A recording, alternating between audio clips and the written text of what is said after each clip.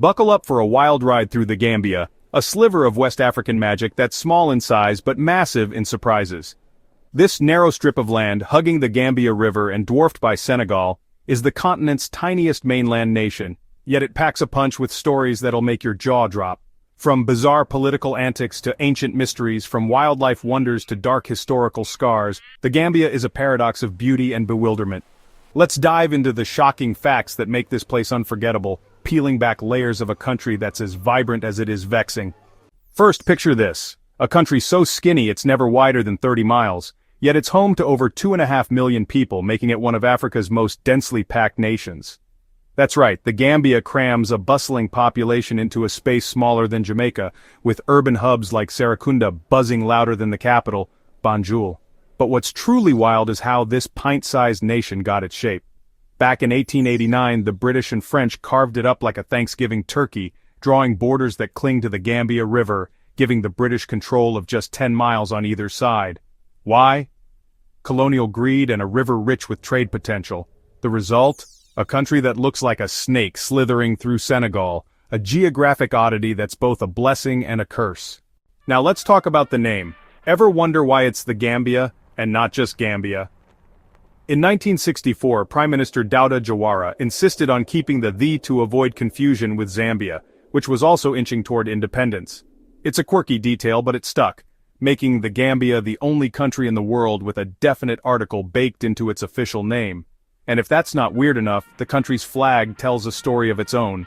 Red for the blazing sun, blue for the life-giving river, green for the lush agriculture, and white stripes for peace.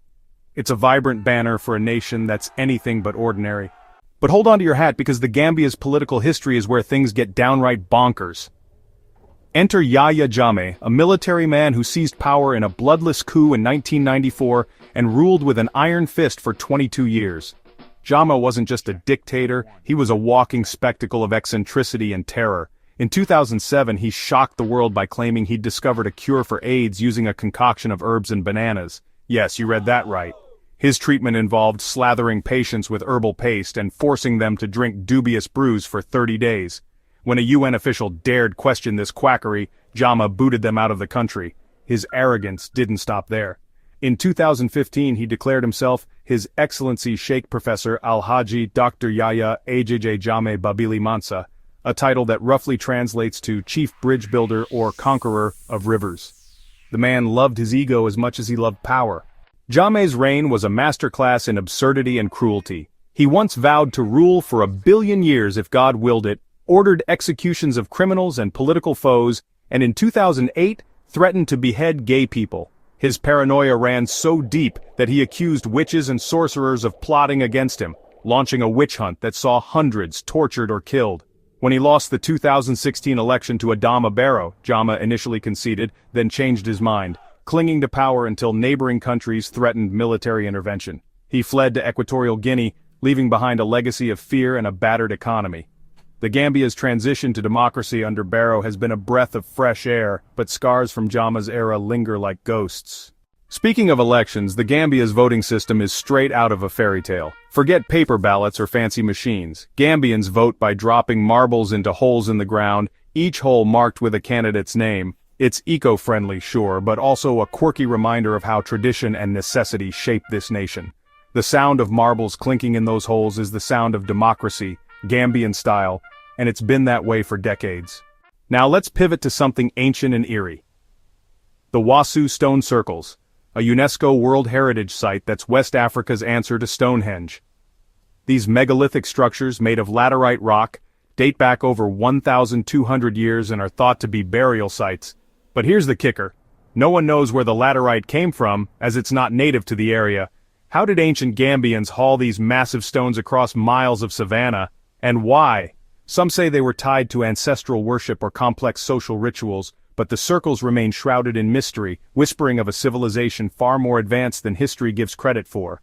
The Gambia's natural wonders are just as jaw-dropping. Take the Kachikally Crocodile Pool, a sacred site near Bakau, where nearly 100 crocodiles lounge in murky waters. Locals believe the pool has mystical powers, and women seeking fertility come to bathe in its waters, unfazed by the toothy residents. These crocs are so docile that visitors can pet them, a surreal experience that blends reverence with raw courage. Then there's Baboon Island, part of the Chimpanzee Rehabilitation Project, where over 100 chimps roam free.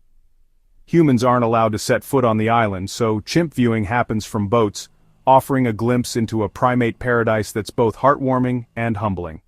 But not all of the Gambia's wildlife stories are cuddly. The country is a haven for birdwatchers, boasting 569 species, from vibrant kingfishers to majestic eagles. Yet it's also home to leopards, hippos, and crocodiles that roam the savanna and riverbanks. The Gambia River itself is a lifeline, navigable for its entire length and teeming with fish that sustain local communities. But its waters hide darker tales. During the transatlantic slave trade, the river was a highway for human suffering, with millions forcibly shipped from its banks to the Americas. The village of Jufureh, immortalized in Alex Haley's Roots, is a haunting reminder of this brutal chapter. Visitors can tour Kunta Kinteh Island, once a slave-trading hub, and feel the weight of history in every stone. The Gambia's cultural tapestry is another shock to the system. With ethnic groups like the Mandinka, Wolof, Fula, and Jola, the country is a melting pot of languages, traditions, and stories.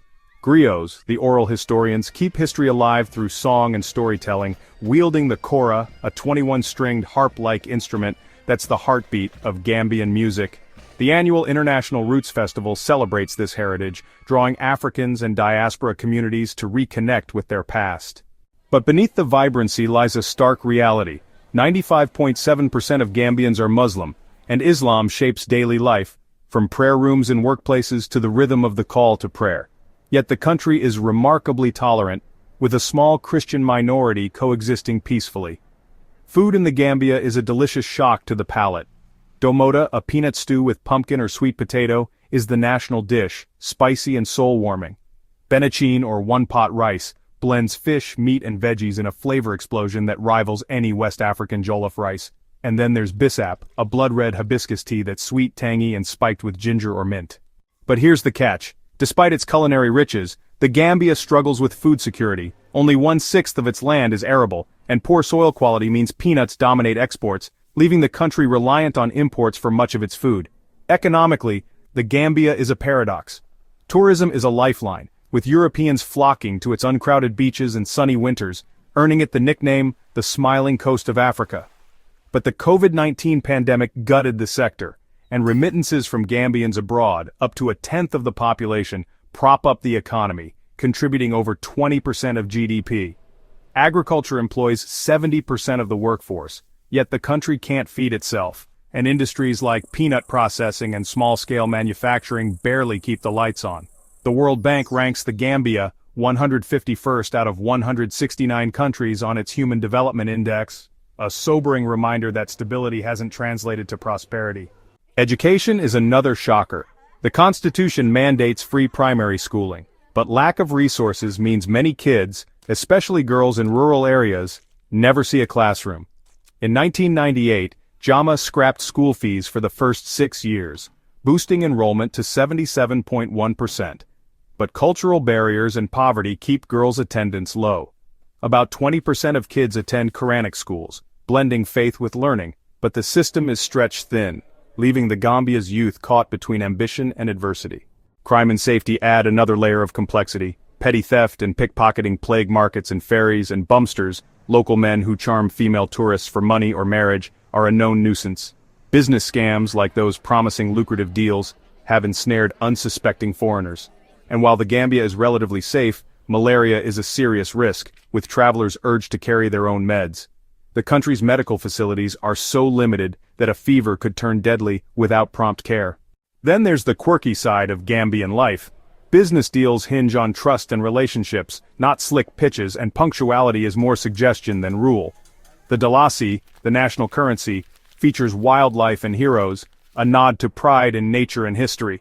And in rural areas, boys undergo circumcision rites led by the Kankurang, a revered elder who teaches them about herbs, manhood, and protection from evil spirits. These traditions clash with modern aspirations, creating a cultural tightrope that Gambians walk daily. The Gambia's environmental challenges are a final gut punch. Its tropical climate swings between a rainy season, from June to September, and a long dry spell, with temperatures soaring into the 80s. Climate change threatens its low-lying coast, and deforestation has slashed its forest cover, earning it a dismal 120th place on the 2018 Forest Landscape Integrity Index. Yet, ecotourism thrives, with river cruises and wildlife safaris drawing adventurers to a land where mangroves meet savanna. In the end, the Gambia is a land of contradictions. Tiny yet teeming, peaceful yet scarred, vibrant yet vulnerable. Its shocking facts, from a dictator's delusions to ancient stones, from marble voting to crocodile pools, paint a picture of a nation that defies expectations. It's a place where history whispers in every breeze, where resilience shines through hardship, and where every corner holds a story that'll leave you stunned. The Gambia may be small, but its spirit is colossal and its secrets are yours to uncover.